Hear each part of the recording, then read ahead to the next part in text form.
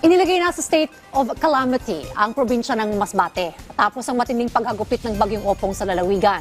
Maraming tahanan, infrastruktura at kabuhayan ang nasira. Nasa 7 katao na rin ang nasawi. Ang detalye mula kay Connie Kalipay ng Philippine News Agency. Nagdeklara na ng state of calamity ang provincial government ng Masbate kasunod ng pananalasa ng bagyong Opong. Ang deklarasyon ay ginawa matapos aprobahan ng Sangguniang Panlalawigan ang panukala sa isang espesyal na sesyon noong Biyernes.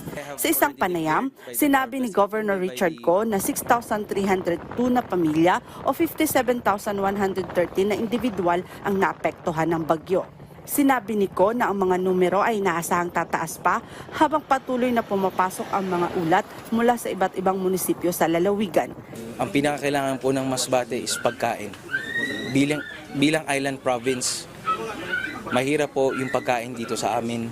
Kailangan po namin ng food packs. Buti po andito ang DSWD for this. Kailangan din po namin ng shelter. One of the biggest challenges namin ng mga Masbateño ngayon ay shelter. Matutuluyan po. Hindi po namin in-expect na ganito yung magiging damage dito sa aming probinsya.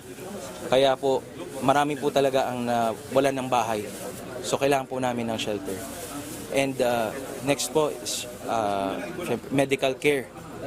Kailangan din po namin ng mga medical supplies. And finally, hopefully after all of this, livelihood po para sa aming mga kababayan. Especially to our farmers. Dapat po ngayon harvest season nila. Hinampas ng Opong ang lalawigan ng malakas na hangin at malakas na pag-ulan na humantong sa malawakang pinsala ng mga infrastruktura, pagkasira ng mga tahanan, paglilipat ng mga pamilya, pagkalugi ng mga agrikultura at kabuhayan. Kailangan po talaga namin ng tulong dito sa probinsya ng Masbate.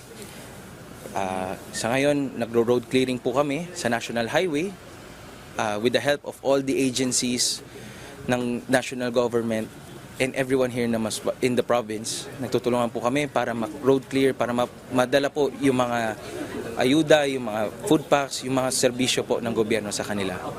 Ang lalawigan ay nangangailangan ng agarang tulong tulad ng pagkain, maiinom na tubig, kuryente, tirahan at tulong medikal ayon kay Ko. Umapela din si Ko para sa suportang pangkabuhayan para sa mga magsasaka at mangingisda na ang pinagmumula ng kita ay matinding tinamaan ng bagyo. Mula rito sa probinsya ng Masbate, para sa Integrated State Media, Connie Kalipay ng Philippine News Agency.